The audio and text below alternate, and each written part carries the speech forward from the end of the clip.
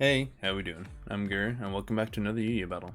So today we got a match against Sauce. Sauce reached out on Discord. I'll leave my Discord and Twitter at the end of the video. If anyone wants to reach out for a battle, feel free. So, he's got a cool Snow team, and with the defense boost Snow gets this gen, it's going to be a really cool little battle.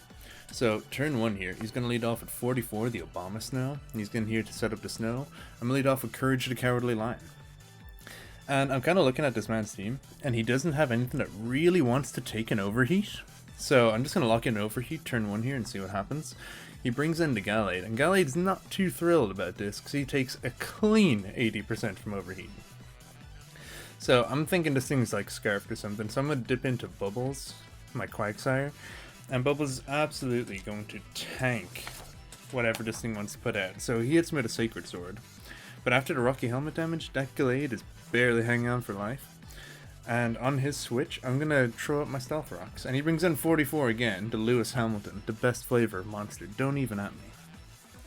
So, Quag doesn't love staring down Abomasnow for obvious reasons, so I'm going to switch out into Goodra.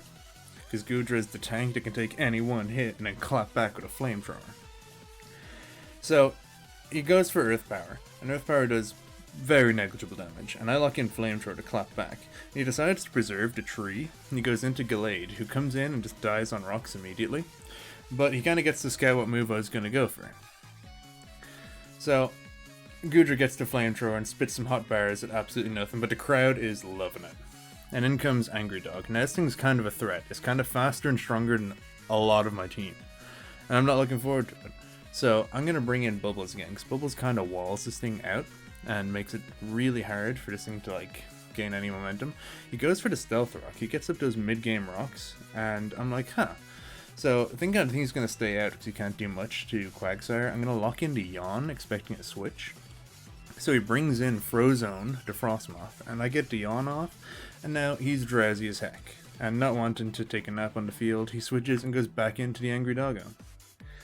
So I switch into Courage, trying to get some momentum, and I'm not loving the matchup I'm going to end up with here, because PRYROAR isn't faster as this thing. This thing can outgun and outspeed PRYROAR in a lot of ways. So I'm actually going to double back into Quagsire, because Quagsire, as we said, can absolutely wall this thing out. So in comes Bubbles, the man in charge, and he's just going to go for a Stone Edge, and I think this thing is choiced in some way, shape, or form, because he's only ever gone for one move and swapped out. But Quagsire's like, oh, that actually kind of hurt, and wanting to keep the Lycanroc around, he switches out, and on his switch, I go for Recover, and I get my fresh Bubbles, my pristine, lovely Bubbles back. So, I don't want to stay against this Frostmoth, because I think it's got some coverage to kill Bubbles, like Energy Ball or something.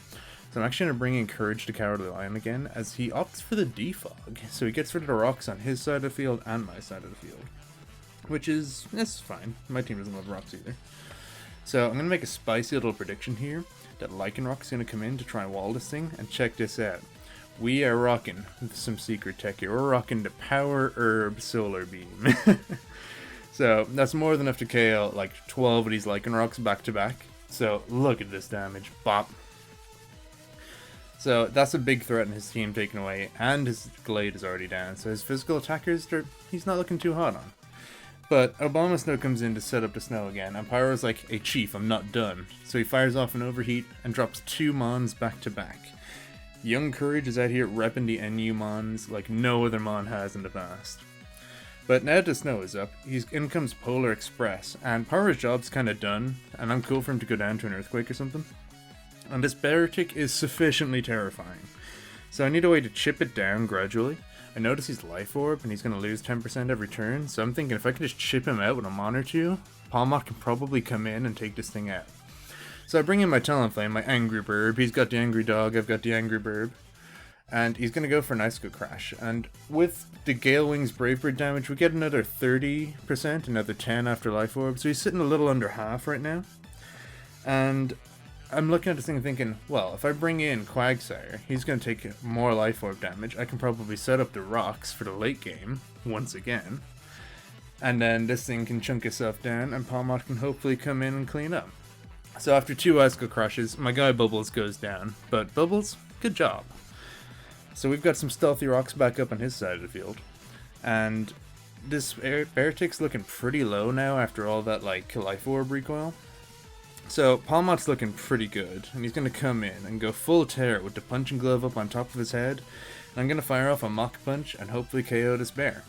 I wasn't confident to do this earlier with the defense boost from Snow, but Pawmot's got this.